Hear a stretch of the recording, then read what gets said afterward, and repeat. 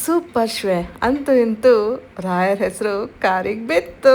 Hey guys, good morning, welcome to my mini vlog 23. ನಮ್ಮಮ್ಮ ಬಿಸಿ ಬಿಸಿಗೆ ರವೆ ದೋಸೆ ಮಾಡಿದ್ದಾರೆ. ಬನ್ನಿ ಫಸ್ಟ್ ಅದನ್ನು ತಿನ್ಬಿಡೋಣ, ಆಮೇಲೆ ಮಿಕ್ಕಿದ ಕೆಲಸ. ಅಷ್ಟರಲ್ಲಿ ಯಾರೋ ಬಂದರು. ಯಾರಂತ ನೋಡಿದ್ರೆ ಗೊತ್ತೇ ಆಗಲಿಲ್ಲ. ಅವರು ಸಹ ಹೇಳಿದ್ದು ನಂಗೆ ಅರ್ಥ ಆಗ್ತಾ ಇಲ್ಲ. ಆಮೇಲೆ ಗೊತ್ತಾಯಿತು ಅವರು ಆಕ್ವಾ ಗಾರ್ಡಿಂದು ಫಿಲ್ಟರ್ ಕ್ಲೀನ್ ಮಾಡೋಕ್ಕೆ, ಅದನ್ನು ಹೊಸದು ಹಾಕೋಕ್ಕೆ ಬಂದಿದ್ದಾರೆ ಅಂತ. ಎಷ್ಟು ದಿನಕ್ಕೊಂದ್ಸಲ ಚೇಂಜ್ ಮಾಡಬೇಕಿದು? ಇದು ಒಂದು 4 ತಿಂಗಳಿಗೆ ಮುಂಚೆ. ಅಷ್ಟರಲ್ಲಿ ನಮ್ಮ ಅಪ್ಪನೂ ಬಂದರು. ಮಟನ್ ತರೋಕೆ ಹೋಗಿದ್ರು. ಆ್ಯಕ್ಚುಲಿ ಮಟನ್ ಬೇಡ ಅಂತಿದ್ದೆ, ನನ್ನ ಮಗ ಇಲ್ವಲ್ಲ, ಅದಕ್ಕೆ ಅವರು ನಿನ್ನ ಮಗ ಒಬ್ಬನೇನ ತಿನ್ನೋದು, ನಾವ್ಯಾರು ತಿನ್ನಬಾರ್ದಾ, ನಾನು ನೀನು ಇಲ್ವಾ ಅಂತ ಹೇಳಿ ತೊಗೊಂಡು ಬಂದರು. ಬನ್ನಿ, ಬರೋದಾದ್ರೆ ಮೊನ್ನೆ ಮಾಡಿಸ್ಕೊಂಬರ್ತೀನಿ ಬಿಡಿ. ಇವತ್ತೊಂದಿನ ಬನ್ನಿ, ನಾಳೆಯಿಂದ ಕರ್ಕೊಂಡು ಹೋಗಲ್ಲ, ನಾನೇ ಓಡಾಡ್ತೀನಿ. ಬಾಗ್ಲಾಕಳಮ್ಮ.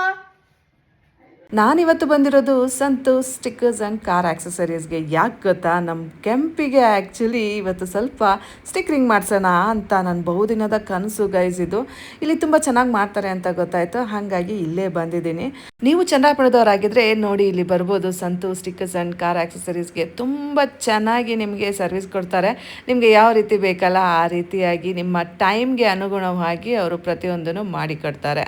ಇದು ಬಂದು ನಮ್ಮ ಚನ್ನರಾಯಪಟ್ಟಣದಲ್ಲಿ ಮೇನ್ ರೋಡಲ್ಲಿ, ಅಂದರೆ BM ರೋಡಲ್ಲಿ ಲೊಕೇಟ್ ಆಗಿದೆ guys, near Chowdeshwari petrol pump. ಅಲ್ಲೇ 3 ಔಟ್ಲೆಟ್ ಸಹ ಇದೆ.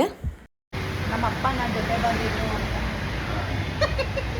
ನನ್ನ ಗಂಡನ ಮದುವೆ ಆದಮೇಲೆ ಎಷ್ಟೋ ಸಲ ಹೇಳಿದ್ದೀನಿ, ತುಂಬ ಸಲ ಕಾರು ಸ್ಕೂಟೀಸು ಎಲ್ಲ ತೊಗೊಂಡಾಗ ನನ್ನ ಹೆಸರು ಹಾಕ್ಸು ಅಂದರೆ ಅವನು ಹಾಕಿಸ್ತಾನೇ ಇರಲಿಲ್ಲ. ಅದಕ್ಕೆ ನನಗೆ ತುಂಬ ಸಲ ನನ್ನ ಮನಸ್ಸಿಗೆ ಅನಿಸಿದ್ದು ಅಂದರೆ ನನ್ನದೇ ಸ್ವಂತವಾಗಿರಬೇಕು ಏನಾದರೂ ವೆಹಿಕಲ್ಲು, ನಾನು ಅದಕ್ಕೆ ನನ್ನ ಹೆಸರನ್ನು ಹಾಕಿಸ್ಕೋಬೇಕು ಅಂತ. ಆದರೆ ನಾನು ಅಷ್ಟೊಂದು ಸ್ವಾರ್ಥಿ ಅಲ್ಲ. ನನಗೆ ನಾನು ಪ್ರೀತಿಸೋರು ಎಲ್ಲರೂ ನನ್ನ ಜೊತೆ ಇರಬೇಕು ಅಂತಲೇ ಇಷ್ಟ. ಹಾಗಾಗಿ ಎಲ್ಲರೂ ತಂದು ಕೂರಿಸ್ಬಿಟ್ಟಿದ್ದೀನಿ ಗೈಸ್ ಇಲ್ಲಿ. ಸಾರಿ, ನನ್ನ ಪ್ರೀತಿಸೋರಲ್ಲ, ನಾನು ಯಾರನ್ನ ಪ್ರೀತಿಸ್ತೀನಲ್ಲ ಅವರೆಲ್ಲರೂ.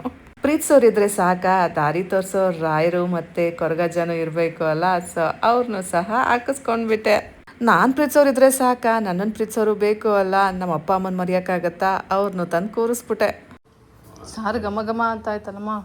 ಅಲ್ಲಿಂದ ಬಂದ ತಕ್ಷಣ ನಮ್ಮಮ್ಮ ಸಾರು ಮಾಡಿ ಇಟ್ಟಿದ್ರ, ಘಮ ಘಮ ಅಂತ ಇತ್ತು. ಹಾಕ್ಕೊಂಡು ಬಾರಿಸೋದೆ ಅಂದ್ಬಿಟ್ಟು ಬಾರಿಸ್ತಾ ಇದ್ದೀನಿ. ಮುದ್ದೆ ಮತ್ತು ಮಟನ್ ಸಾರು ನೋಡ್ತಾ ಇದ್ರೆ ನಿಮ್ಮ ಬಾಯಲ್ಲೂ ನೀರು ಬರ್ತಾ ಇದೆ ಅಲ್ಲ. ಮತ್ತೆ ಆಗ್ತಾಡ ಗೈಸ್, ಬನ್ನಿ ಊಟ ಮಾಡೋಣ ಅಷ್ಟೇ.